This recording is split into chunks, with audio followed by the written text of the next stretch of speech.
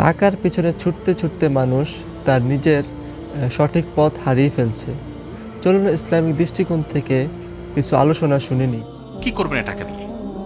যদি কবর নিয়ে যেতে পারেন, আখেরাতে কাজে লাগে, তাহলে তো একটা ব্যাপার ছিল। তা তো পারবেন না। আপনি বলবেন না পারলে কি হয়েছে, ছেলে মেয়ে খাবে, ছেলে মেয়ে ভোগ করবে নিশ্চিত।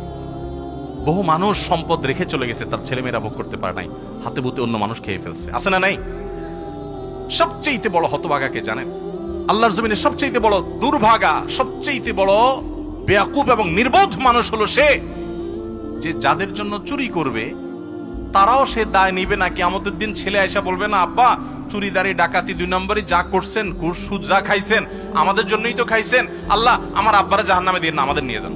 বলবে না ভাই, কোরআন বলেছে ইয়াউমা ইয়াফিরুল মারউ মিন আখিহি ওয়া উম্মিহি ওয়া আবিহি ওয়া সাহিবাতিহি ওয়া বানি।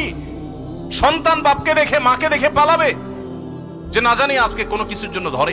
এরকম নিত্য নতুন ইসলামিক ভিডিও পেতে আমাদের চ্যানেলটি সাবস্ক্রাইব করতে পারেন এবং ফেসবুক পেজটি ফলো করতে পারেন।